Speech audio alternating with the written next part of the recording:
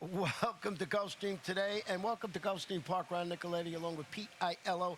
It is Sunday afternoon, our final race day of the week. We'll be dark for live racing on Monday and Tuesday. We'll talk about that more later on because we've got to deal with today's car. We got a fast main track, Pete. Got a firm turf course. Beautiful day in South Florida. Seems to be a little nicer than yesterday, even though yesterday was sparkling, was just on the warm side. Yeah, it's still on the warm side, but beautiful afternoon. Have a little bit of a sea breeze blowing here from the east, so good conditions for horse racing and a pretty good card today. We have a big carryover in the Rainbow Six as well. Yeah, let's go through those wagers that we have to offer you this afternoon. We're going to start it off in race number 1 with a rolling super high five. And as we mention each and every day, every race with 7 or more in there, you get to bet the rolling super high fives. We also have in race number 1 the early pick 5, 50-cent wager, our first 5 races on the card. And as Pete mentioned, the Rainbow Six comes in on race number 5 with a 10-race card approaching $100,000, so they'll be sending it in on it today and see if you can get that. Yesterday, a lot of favorites paid only a couple of $100, but it was pretty easy to hit yesterday if you put your mind to it. I missed the last race, but had 5 out of 6. And then we end the day, of course, with the final pick 5 of the afternoon, and that's the last 5 races on the card. So that is the wagering, besides win, place, show, and all that stuff every race. We're going to be a lot of fun here today. And as we do each and every day, Pete, you were gone for a couple of months. We start every day in the first race. That's how we do it here in South Florida. Good to know. Glad to be here. Yeah, 5 furlongs on the turf. Maiden claim is 3 and up. 35,000, 1 jockey change, and number 5, make the rider Octavio Vargara Jr. And both of us were sort of in agreement here. I went with the 5 on top, and you went with the 3 Fast Fire. Let's hear about Fast Fire. Well, first of all, the first 3 races here this afternoon, you'll see Ronnie and I's top 3 horses is the same 3, just in slightly different order. From there, the gloves and training wheels come off. We move into the differing of opinion after the first 3 this afternoon. Speaking of the 3, I like Fast Fire here for trainer Phil Gleaves. He looks like a horse that just is rounding back into form. He tried 5 furlongs on the turf for his second career try at that distance. Last time he ran well. He's run well both times sprinting on turf. And I think he faces a field here this afternoon that he'll be able to mow down when it matters. Yeah, and I think he sits the trip, as they say, in the catbird seat behind all the pace in here. I did go with the 5. She reads my text, talking about great names for horses. This one, I believe, is sitting on a winning performance after solid debut at this level and distance in which he was beat only a neck. Trainer Dane Kombinski, as we mentioned, that's where the jockey change come. Octavio Vargara Jr. in the saddle. And we both used the number 1, Star Charlie. Yeah, Star Charlie is another horse that has a big chance in here. He was claimed 2 back by trainer Leo Gabriel Jr. He moved him up just a touch off the claim last time out. It's his form pattern seems to be headed in the right direction. The rail is no bargain for him, but he, as you can see right now, a lot of time left for wagering, but he is your 6-5 current favorite. I think he will take a lot more money than his 5-2 morning line. Luca Panici will be in the saddle with that. Let's go to race number 2 this afternoon. We're going to stretch it out to 1 mile and 1/16 on the turf. Fillies and mares, 3-year-olds and up, non-winners of 3 races in life, $16,000. We both have the number 2 Response on top of our ticket. This one stepping up to the next level after returning from a freshening to use her speed to defeat 12-5-2 lifetime claimers at the distance. Mark Cassie, Elvis Trujillo named to ride. Yeah, here's the thing about this race. Number 4, Set on Salsa, appears to be the horse that will land in front here. Responsive has done very good work from a stalking role, and I think that's the role she'll have here today. I was trying to use Set on Salsa on top, but the problem is that Responsive just going to be too close to her early for me to think that Responsive won't run by her in the late stage. Well, let's show you a stat on 2 Mark Cassie here, just to our 5-year stats, which we want to do each and every day. This one's second off the layoff. Claimers on the turf. Now, these are claimers on the turf. 13 for 72, that's 18%. He's in the money more than 50% of the time. $1.43 ROI. Second off the layup for claimers on the turf over the past 5 years, but looks like the logical choice in there. I think this horse will be an underlay. I want to go out on the record and say that. The horse is 7-5 on the morning line. The morning line favorite is number 5, Oxydata. I'm not a big fan of hers. You're more of a fan than I am. You used her second here. Yeah, she's dropping to the $16,000 level, stretching out an additional 1/16 of a mile. She faced tougher in a pair of $30,000 types, but it's Trinity Walder, Edgar Zayas atop the previous winner at the distance, but her recent form is tough to get by. Yeah, and, you have to take it on faith that she'll improve on the drop in class. But if you have to do that and take a very short price, that's reason enough for me to try to go in a different direction. Talk briefly about the number 4 set on Salsa from the barn of Kathy Mongen. John Cruz has the call here. I think her only choice tactically here is to go to the front, make the pace, and again try to steal away when it matters on the far turn. I just think Responsive will be too close to her. That Responsive will have that stalking role, flanking that leader early and running her down when it matters. Set on Salsa, I didn't like the tendency to tie her late in the races, so I put her in that 3rd spot. But it looks like Responsive might be the right one in race number 2. Going to race 3, again, 1 mile and 1/16 on the firm turf, 3 and up, non-winners of 2 in life, $12,500, 6 runners in the field. Both Pete and I have the 3. 52 on our top of our ticket. Yes, but this comes with me as a default selection, so if you'd like to go on the offensive here, go right ahead. This one dropping to this 12.5 level after and stretching out to the mile and the 16th distance after showing some late interest when hitting the board. And one of 2 recent 16-2 lifetime claimers going 7.5 furlongs. Lily Curtinez has Luca Panici in the saddle today.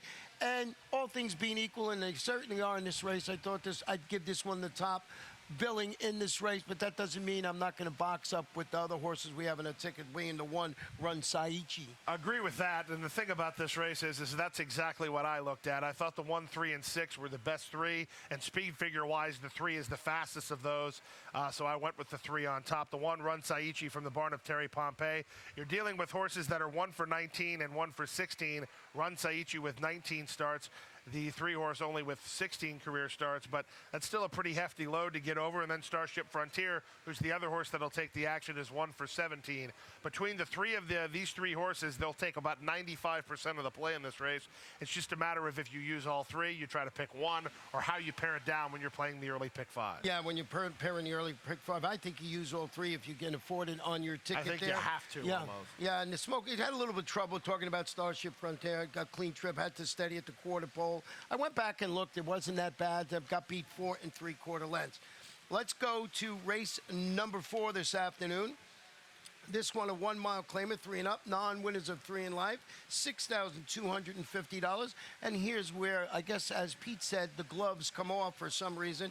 And I went with the 2 Caramello. This one is stepping up to the next level. First start since drawing away to defeat a next out winner called Crazy Frank C. And if that sounds familiar when you were handicapping today, this horse is running a little later on.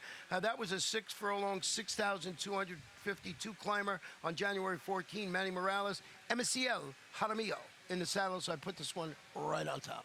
But it's interesting to me, having called the races here all summer last year and watched Caramello run on the grass and maiden claiming races, and the horse's best 3 races lately are all on dirt. So makes me wonder about the company lines. I know the company lines across town when he broke his maiden. That race was ugly. He was supposed to win and won easy.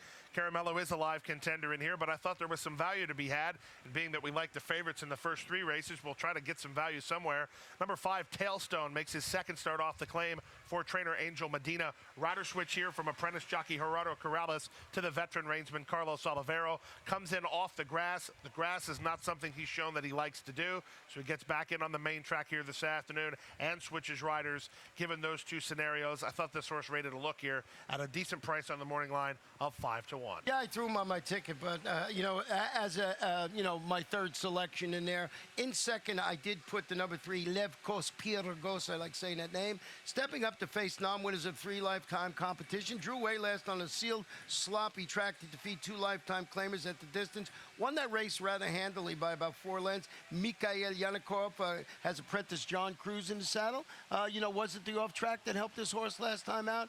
John Cruz been riding in great form. I thought he was a logical choice. I don't know what he is on the morning line or anything. 5 to 2. Oh, he's the morning line favorite. So I have him on a ticket. I wouldn't make him my favorite in there, but I used him. I think the reason Lev Goes Purgos ran so well last time out is something that we touched on yesterday, especially with these lower level claiming races here at Gulfstream Park. If you can land in front, a lot of times, depending on the pace flow of the race, what's running behind you is no better than what's in front of you. So if you can get on the offensive early, and don't mistake that, fans, please, don't mistake that for a speed-biased racetrack. It's not a speed-biased racetrack at all. If there were horses that could pass them, they would. It's just a matter of the horses being evenly matched. So tactically, it comes into play that you have to land in front. It's hard to get by if you're all on the same playing field. It would just be like running in a real, like a track race with a sprinter. If the sprinters are all on the equal playing field, but you give one of them a head start, it's tough to make ground. Yeah, I guess, okay. Well, we have our first awkward moment of the afternoon. Ronnie has absolutely no idea what to say to that. Yeah, I'll didn't. segue into number 1, Creola's Boy, for trainer Willoughby Simpson. This horse makes his first start on the main track since being claimed by Louis Duco. Having known this horse, he's a grinded-out one-run type horse. I think tactically that'll work here, as number 2, Caramello, and number 3, Love Goes Purgos, should do battle in the early stages of this race. So I figured the 1 would be able to grind it out alongside the 5 Tailstone. And you ended it up with the Manny Blue Boy in there, so yeah, you really did go a different way in there. We're going to take a short break. When we come back for race number 5, we'll show you my Rainbow 6 Ticket. Right back.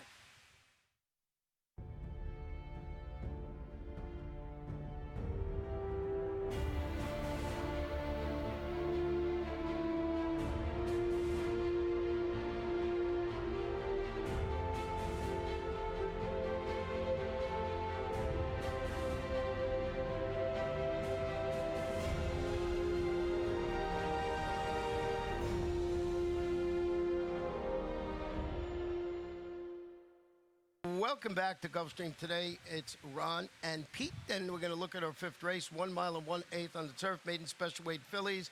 3-year-olds in here, jockey change on the 1, make the rider Jose Alvarez, and as I promised, or told you at least, that we would show you my Rainbow 6 ticket. So here you go, and it's $51.20. Only 2 deep here with the 3 and 5, 4 deep.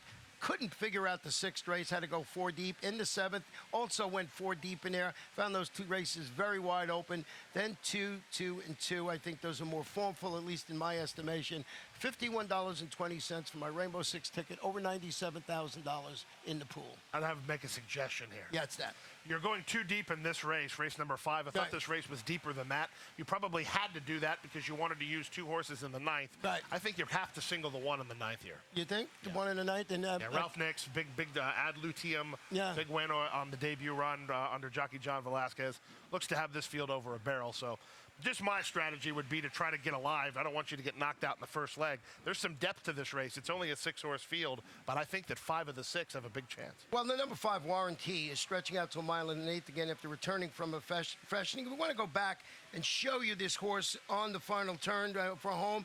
Early on, you see he's right here. He's the number 5. He's stuck behind horses here, and you see this a lot in turf races here with these fields. You know, he's just looking for a place to go, and he has to go to the outside now to make his move. And you'll see right now he'll take the outside path, which is about the 5 path now, and he just comes running and running. And you know, of course, it's Chad Brown, and I just thought off that performance when he finally got free, he just kept coming and coming. And I thought with Edgar Zayas in the saddle today, off that race, that he would run exceptionally well in the back. I wanted to go back and show you that performance. Sorry, he's a little bit green there. He's actually shifting ground behind horses. A lot of times on the turf, you know, they have to get him into the clear for them to really pick up their feet. You saw that late in the race. Castellano finally got him where he wanted him. It wasn't Castellano's choice to be where he was. He was trying to work him outside. The horse just wasn't cooperating. That's good news in a sense, though, because you know that he has some talent. He just hasn't put it together mentally yet. Well, you did go with the number 3, Sweet Baby. Yeah, Christophe Clement has 2 in here. I think he probably wins this race, at least for me. I'm going to try to beat Warranty. I think Clement wins it. I just don't know with who. So I'll go with the 3, Sweet Baby, on top. She does have a race. She was off a step slow and was hung wide on the far turn. Those 2 things alone are a reason enough to give her an alibi. Gets a field here this afternoon that is competitive, but at least she won't have to worry about traffic today like she did last time. Well, she's one of the horses I do have on my Rainbow 6 ticket. And let's show you a stat from Sweet Baby, from Clement, excuse me. Second career start, maiden special weight on the turf. He's got a 17% win average. He's in money 50% of the time.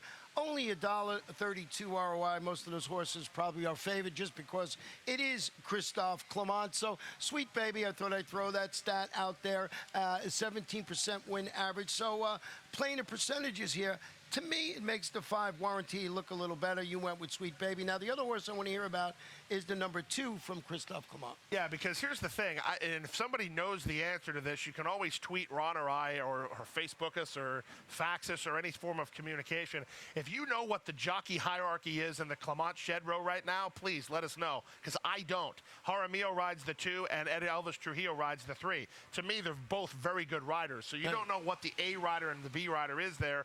Jaramillo riding the 2, first-time starter here for Christophe Clement. He does well with horses on debuts going along on the grass. And again, this horse comes out for a shed row that at this time of year should play very well. He had a winner yesterday with the Son of Tapit. Well, there's one other horse I want to mention in here. It's the 4 Princess Akita, and this is the other horse I would have liked to add on my ticket. Finds the perfect spot to step up the competition, rallied to finish a well-meant second versus 50 maidens going a mile. It's a daughter of Hat Trick.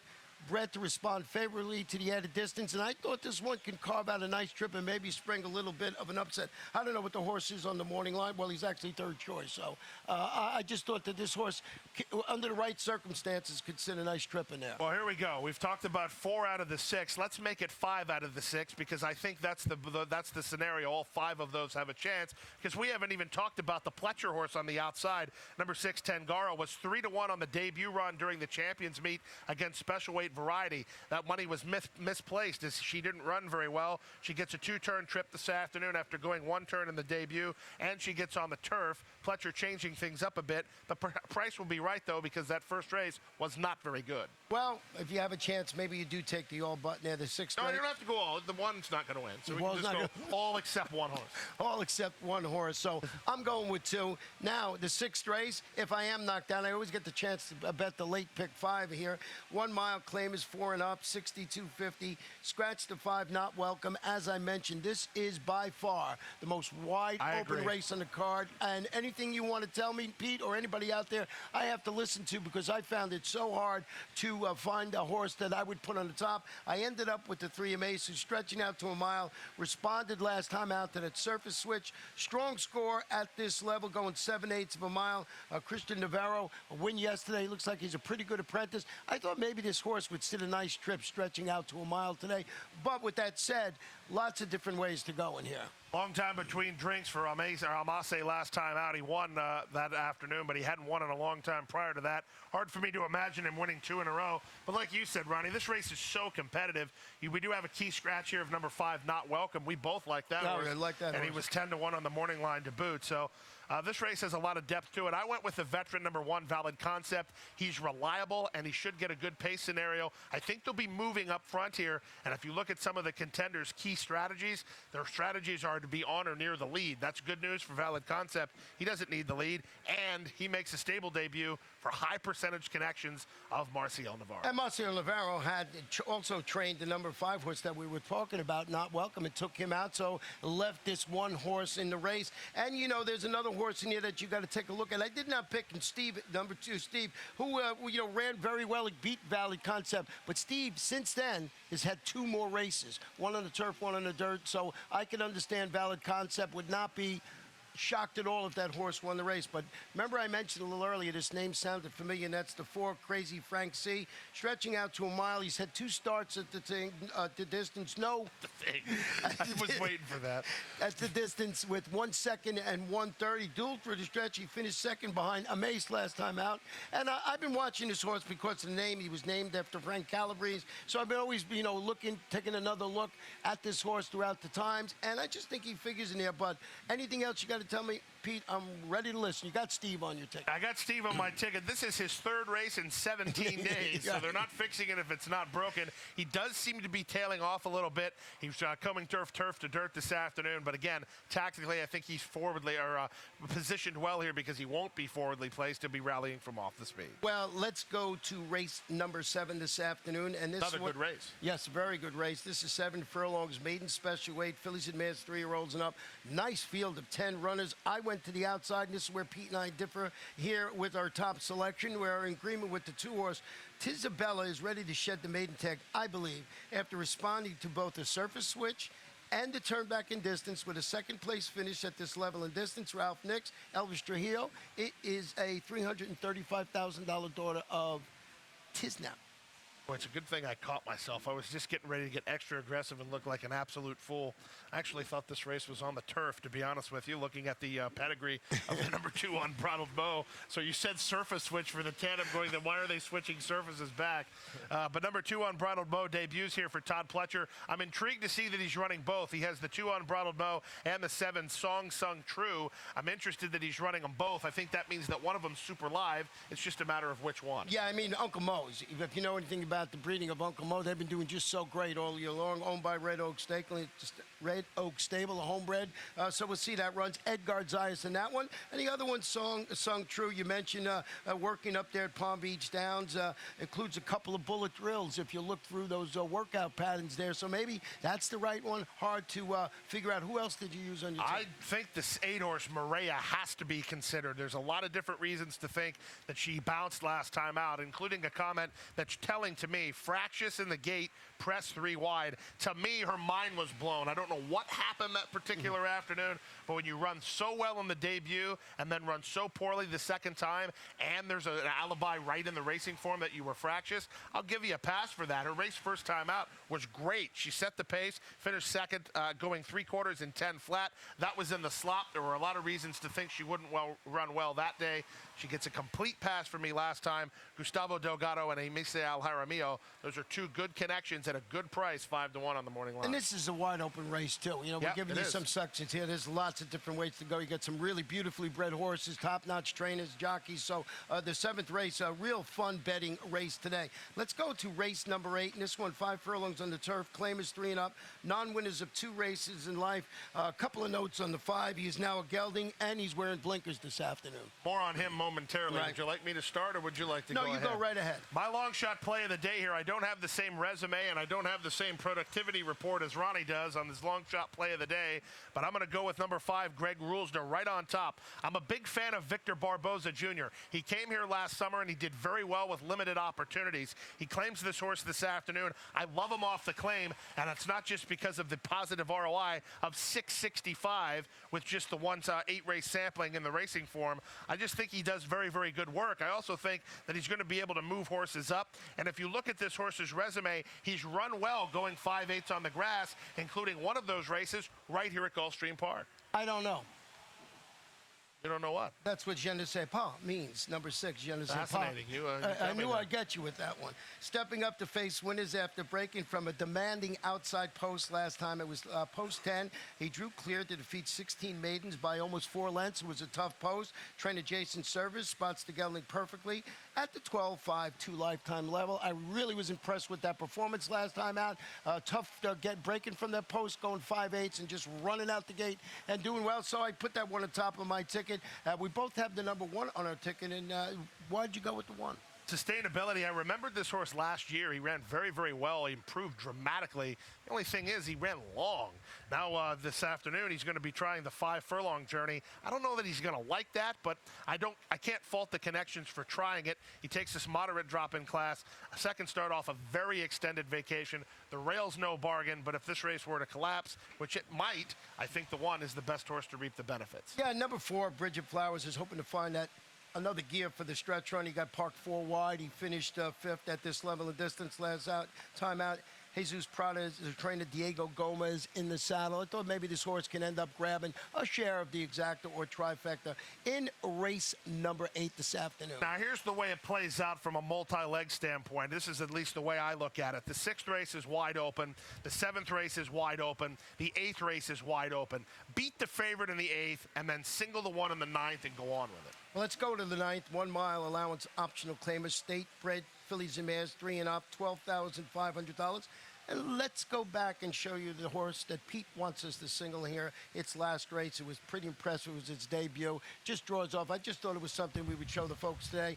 Very impressive. He won this race by 7 widening lengths. And what I liked about it, just looks like he was cruising out there. There was nothing to ask about it. And she was off a step slow, so Right. that was another thing to consider. She didn't break all that well. She had an inside gate that afternoon. You win from the rail like that in the debut, wrapped up.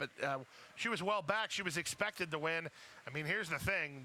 There's only one chink in the armor as far as I'm concerned, and you know what it is. What's that? Could be a one-way trip to Bounce City here. Right. Well, you never know. A lot of people, swear by the bounce after their performance. But boy, the horse was never even asked to run. It was just a handy fashion all the way around the track there. Well, the number 2, Whipsnad, is the horse that's the only horse, and I do mean that with capital O-N-L-Y, the only horse that merits any consideration in multi-leg exotics besides the number 1, Ad Lutium. Whipsnad is a horse that has work on the grass and on the dirt. Broke her maiden on the dirt, going 7/8, but that was against $25,000 maidens at Laurel. To me, she is a horse that you don't use in your multi-leg exotics because she's not going to offer that same boom value as some of these other races. Oh, yeah, I'm sure. But she went wire to wire to defeat 30,000, 2 lifetime claimers, going a mile and 16th on the grass.